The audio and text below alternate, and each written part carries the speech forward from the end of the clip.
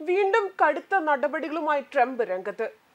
Canada, Mexico, China എന്നിവിടങ്ങളിൽ നിന്നുള്ള ഉൽപ്പന്നങ്ങൾക്ക് തീരുവ ഏർപ്പെടുത്തിയെന്ന റിപ്പോർട്ടുകളാണ് ഇപ്പോൾ പുറത്തു വരുന്നത്.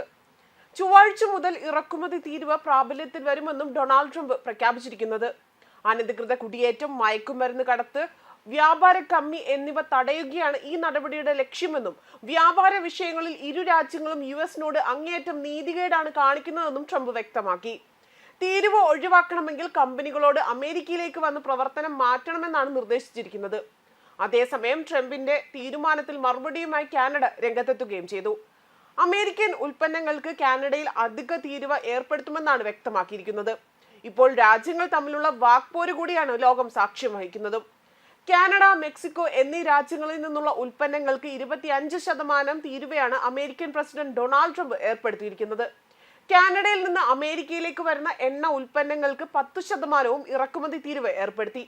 ചൈനയിൽ നിന്നുള്ള ഉൽപ്പന്നങ്ങൾക്ക് 10% ഇറക്കുമതി തീരുവയും ഏർപ്പെടുത്തിയിട്ടുണ്ട്. അതേസമയം അമേരിക്കയുടെ പുതിയ തീരുമാനത്തിൽ പെട്ടെന്ന് ഒരു തീരുമാനം എടുക്കാനാകില്ല എന്നാണ് മെക്സിക്കോ വ്യക്തമാക്കിയിരിക്കുന്നത്.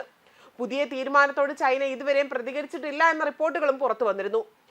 പ്രതിവർഷം കാനഡയ്ക്ക് $17,500 കോടി, അതായത് ഏകദേശം 15 ലക്ഷം കോടി രൂപയാണ് സബ്സിഡിയുടെയും അതുപോലെ മെക്സിക്കോയ്ക്ക് 25,000 മുതൽ 30,000 കോടി ഡോളർ, അതായത് 21.6 ലക്ഷം കോടിയും അല്ലെങ്കിൽ 25.9 ലക്ഷം കോടി രൂപയാണ് സബ്സിഡിയും യുഎസ് നൽകിക്കൊണ്ടും ട്രംപ് അവകാശപ്പെടുന്നത്.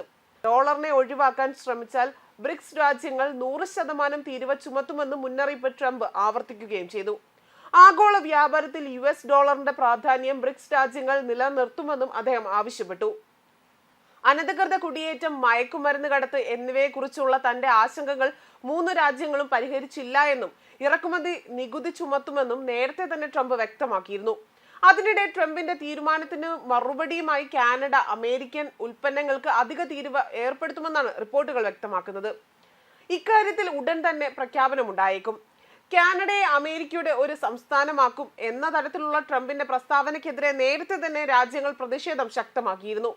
രാജ്യത്തിന്റെ സ്വാതന്ത്ര്യത്തിന് നേരെയുള്ള കടന്നുകയറ്റം എന്ന നിലയിലാണ് ഇതിനെ പലരും കണ്ടത്. എന്നാൽ തീരുവ ഏർപ്പെടുത്തി എന്നതിന് മറുപടിയായി തങ്ങൾ പെട്ടെന്ന് ഒരു തീരുമാനം എടുക്കില്ല എന്നാണ് മെക്സിക്കോ സൂചിപ്പിക്കുന്നത്. ട്രംപിന്റെ തീരുമാനത്തിനെതിരെ ചൈന നേരത്തെ തന്നെ ആശങ്ക പ്രകടിപ്പിച്ചിരുന്നു. ട്രംപിന്റെ നയങ്ങൾ വ്യാപാര യുദ്ധത്തിന് വഴിവെച്ചേക്കുമെന്നാണ് ചൈന സൂചിപ്പിക്കുന്നതും. അതേസമയം ജന്മാവകാശ പൗരത്വത്തെക്കുറിച്ചുള്ള തന്റെ നിലപാട് യുഎസ് പ്രസിഡന്റ് ഡൊണാൾഡ് ട്രംപ് ആവർത്തിച്ച് ഉറപ്പിച്ചു പറഞ്ഞിരിക്കുകയാണ്.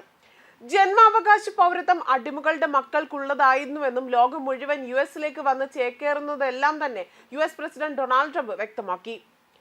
അടിമകളുടെ മക്കൾക്ക് പൗരത്വം കിട്ടാനായിരുന്നു അങ്ങനെ ഒരു വ്യവസ്ഥ കൊണ്ടുവന്നത്.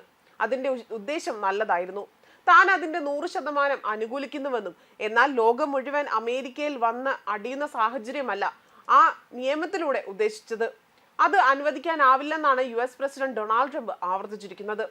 ജന്മാവകാശ പൗരത്വവുമായി ബന്ധപ്പെട്ട കേസിൽ വിജയിക്കുമെന്ന പ്രതീക്ഷയുണ്ടെന്നും ട്രംപ് വ്യക്തമാക്കിയിരുന്നു. ജനുവരി 20 അധികാരത്തിലേറി ആദ്യ ദിവസം തന്നെ ട്രംപ് ജന്മാവകാശ പൗരത്വം റദ്ദാക്കിയിരുന്നു. ആ എക്സിക്യൂട്ടീവ് ഉത്തരവ് പുറപ്പെടുവിച്ചിരുന്നു. എന്നാൽ ട്രംപിന്റെ ഉത്തരവ് ഫെഡറൽ കോടതി റദ്ദാക്കുകയായിരുന്നു. അതിനെതിരെ സുപ്രീം കോടതിയെ സമീപിച്ചിരിക്കുകയാണ് ട്രംപ്. ന്യൂസ് ഡെസ്ക് കർമ്മ ന്യൂസ്.